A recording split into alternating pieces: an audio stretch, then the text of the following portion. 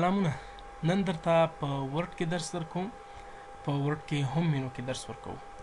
یو کس راځي تا ته په ورډ کې لیکنه درکوي، درته وایي چې دغه لیکنه کې ماته سټایل وکړه. څنګه سټایل وکړه؟ سټایل داسې وکړه چې فرض مثال دلته لیکنه ده، فرض وکړئ دغه لیکنه ده. درته وایي چې په دغه لیکنه کې ماته دغه اولنی پاراګراف چې ده د دې سایز غټ کړه. نو دا لیکنه به ټوله داسې ته انتخاب کړي او وروسته له هغې به دغه فانټ آپشن ته راشي. په فانټ آپشن کې دغه سایز کمانډ شته، په دې باندې به کلیک وکړي. په دې چې کله کلیک وکړو دلته مختلف نوع فانټ سایز لرو. هر سایز چې د هغې ضرورت یا تقاضا یا تانې سوال و همغه اندازه به چې کړي داسې ورته برابر کړي.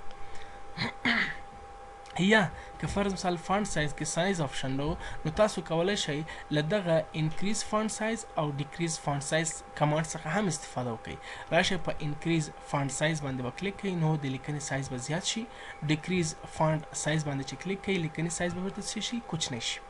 دا یو. دویمه خبره،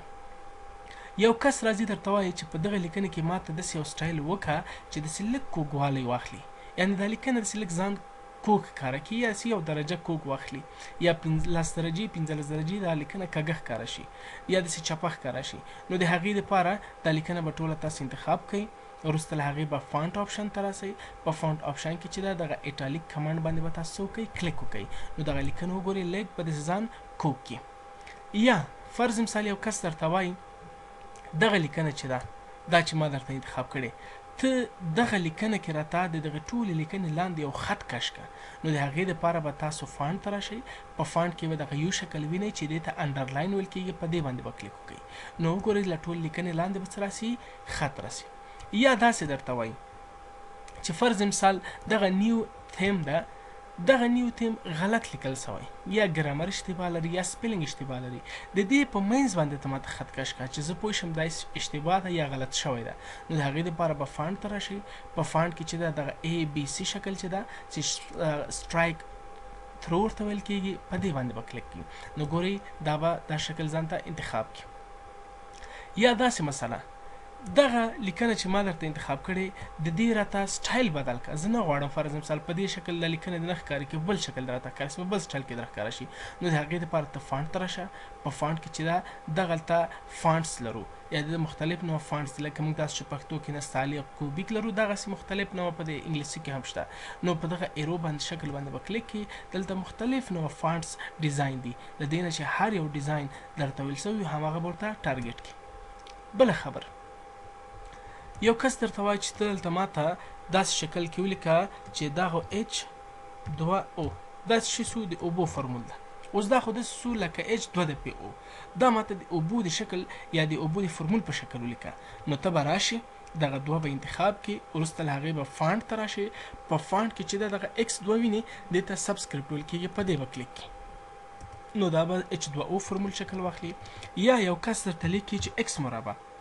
نو دا خو X مربع نه شو، دا خو X2 شو. نو که غواړئ چې X مربع شکل ته واړئ دا دوه به انتخاب کړي. وروسته له هغې فانټ ته به راشئ او دلته دغه X مربع کې ویني سوپرسکرپټ، په دې باندې به کلیک کړي. نو ستا مشکل به حل شي.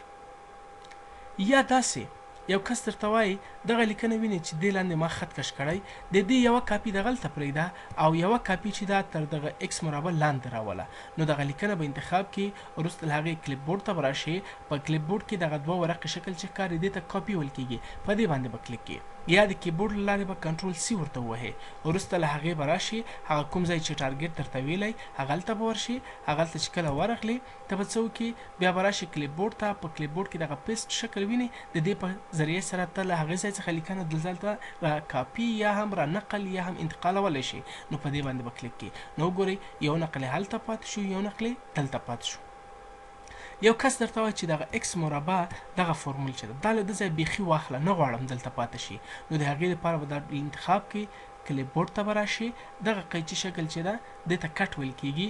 په دې باندې به کلیک کړي. یا د کیبورډ لاره به کنټرول X ووهئ او تر دغې لیکنې لاندې ځای پر ځای کړه. نو د ځای پر ځای کولو دپاره به کلیپ بورډ ته راشي او دغه پیسټ کمانډ باندې یا د کیبورډ لارې کنټرول V باندې به کلیک کړي. نو له هغه ځای څخه به د ځای ته را انتقال شي.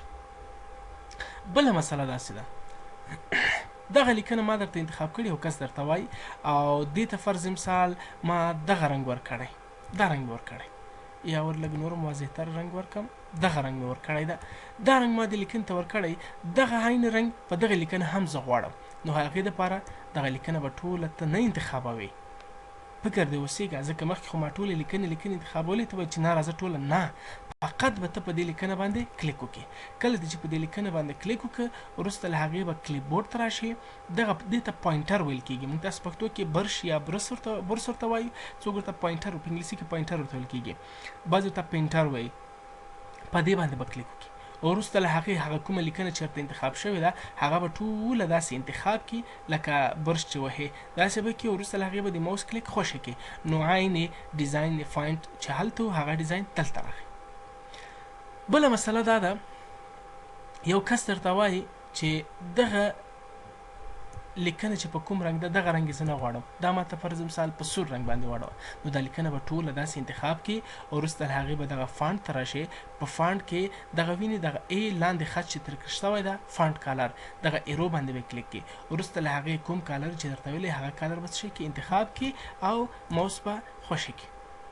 یا فرض مثال درته وایي چې دغه لیکنه دغه ځایه تر دغه ځایه ده دا ماته هایلایټ که په نښه یې که بکګراونډ کې رنګ راوله په لیکنه کې د خپله د لیکنې رنګ د تغییر نه خوري خو لیکن بکګراونډ کې د رنګ تغییر وخوري نو هغه لیکنه به انتخاب کې فانټ ته به راشي او دغلته ای بي تر څنګ چې یو مارکر شکل ټکسټ هایلایټ کالر چې ده دې څنګ ته دغه ایرو باندې به کلیک کړي هر کوم رنګ چې و همغه رنګ به ته ورته انتخاب کړي نو دا به په دغه شکل سره اسانه ترسره شي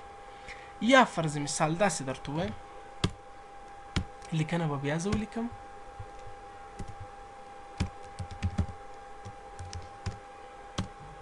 یو کس درته وایي چې دغه لیکنه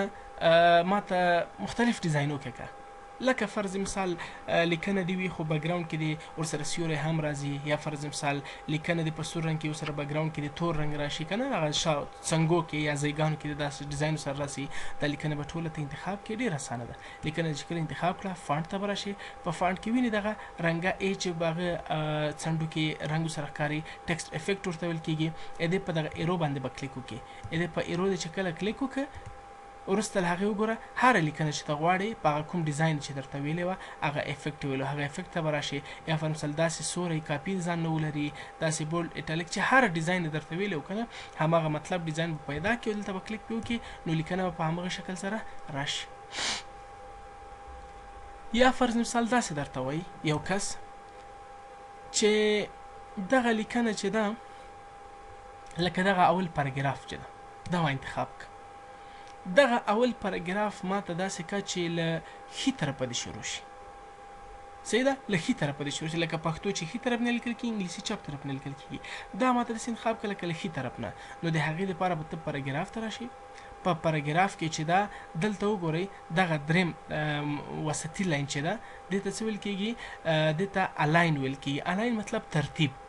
نو ترتیب بل کوم طرف بسی دغه رایټ طرف ده دغه مینس ده او دغه چپ طرف ده اوس د فل حال لپاره چپ طرف ده نو ته به ښي طرف یا رایټ طرف انتخاب کې نو ګوره لیکنه به داسې شي لکه له رایټ یا ښي طرف څخه لیکل سوی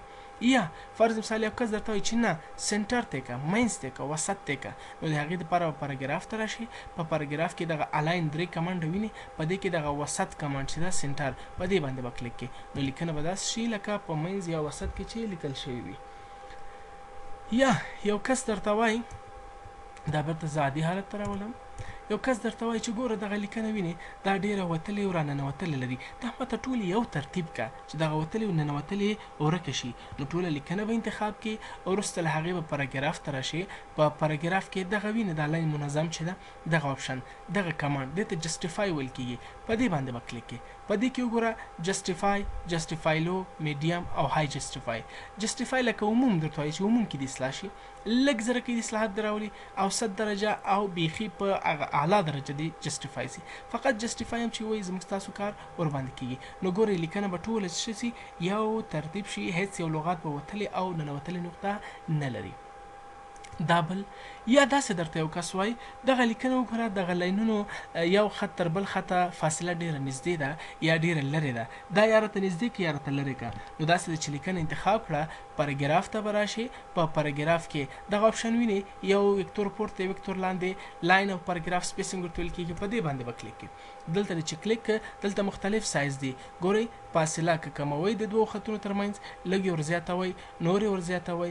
ډېر اندازه یې زیاتوئ نو څومره اندازه چې درته ویلو په همغه اندازه تاسو کولی شئ خطونه یا لاینونه یو بل سره نږدې یا یو بل څخه لرې کړئ نو کومه اندازه چې وه هغه اندازه ورته چې کړئ انتخاب کړئ یا بله خبر یو کس درته وایي چې دغه پاراګراف راواخله داسې انتخاب کړه لږې نسبت دغه لیکنې ته دننه بوځه نو د هغې دپاره به ته څه وکړې پاراګراف ته به راشي په پاراګراف کې دلته وګوره دغه دوه آپشنه چې لرو دته څه ویل کېږي انډنټ ویل کېږي انډنټ مطلب چې لږ لیکنه نسبت بل لیکنې ته داخل ننوتل نو دا چې کې ډیکریز کوي مطلب دا یې چې کوم لیکنه دننه ویستي هغه بیرته بهر راباسي راځم انکریز ته وایم چې مطلب دا لیکنه دننه ننوځي وړاندې لاړ شي په دغه کې مارجن دې لږ زیات خوڅ شي یا دا د صفحې څنډه دې لږ ډېره خوڅ شي نو د هغې دپاره یو دفعه ګورئ بس کلیک پې وکړئ څومره اندازه چې تاسو غواړئ همومره اندازه تاسو دا لیکنه ننویستلی شئ اوس غواړئ چې نه دا لیکنه خو دغسې په ترتیب راغلی غواړم له دغه لیکنې سره شي کم یو رنګه کم دغه انډنټ یا فرض مثال دغه داخلي برخه چې ښکاري چې دا لیکنه داخل ته تللې دغه راته ورکه کړه دغه لیکنې سره یو رنګ کړه نو دا لیکنه به ټوله انتخاب کړئ او وروسته له هغې پاراګراف ته به راشئ په پاراګراف کې وګورئ دغلته دا کمانډ چې درته ښکاري دا کرسر مې چې ایښی ده دې ته ډیکریز انډنټ ویل کېږي په دې باندې به کلیک کړئ لیکنه به څه شي بیرته بیرون شي